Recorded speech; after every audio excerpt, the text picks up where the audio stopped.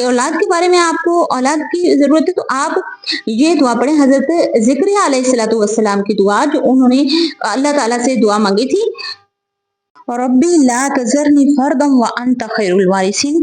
इसका तरीका ये है कि हर फ़र्ज़ नमाज के बाद रब्बी जालनी पढ़ने के बाद सलाम फिरने से पहले आप इस दुआ को 9 दफ़ा पढ़ें और अल्लाह ताला से सलाम फिरने के बाद गिड़गिड़ा कर दुआ मांगे, तो इंशाअल्लाहुल अज़ीम आपके इस अमल से ज़रूर अल्लाह ताला आपकी हाजत पूरी फरमाएंगे। इस अमल को आप करें, इसमें यकीन शर्त है, यकीन रख कर करें तो इंशाअल्लाहुल अज़ीम ज़रूर कामयाबी होगी आपको।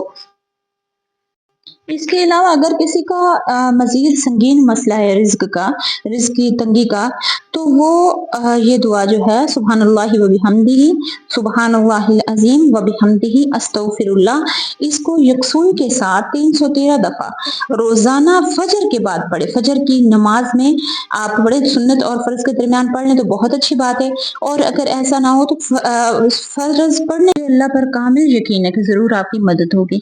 इसके अलावा औलाद के लिए एक और आपको वजीफा बता देती हूँ।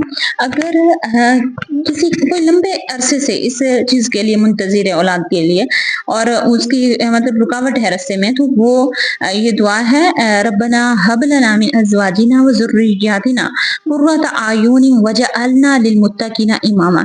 ये तहज्जुद के वक्त उठकर 2 नवाफिल अदा करें आप हाजत के, सलातुल हाजत, उसके बाद 111 दफा यकसुई के साथ मुकम्मल यकीन के साथ और तवज्जो रख कर आप पढ़ें।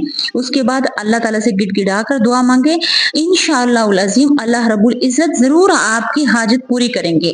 मुझे अल्लाह पर यकीन है, आप मुझे इंशाअल्लाह खुद बताएंगे कि आपको फायदा होगा। मेरी दुआ है कि अल्लाह ताला इन हुर्मत वाले दिनों, इन हुर्मत वाले इस हुर्मत वाले महीने और इन हुर्मत वाले रातों और अय्याम के बदौलत और इनकी बरकत के बायस अल्लाह ताला आपकी दुआओं को कबूल फरमाए, आप सबके लिए और हमारे लिए आसानियां पैदा फरमाए। अपनी दुआओं में हमें भी याद रखिएगा।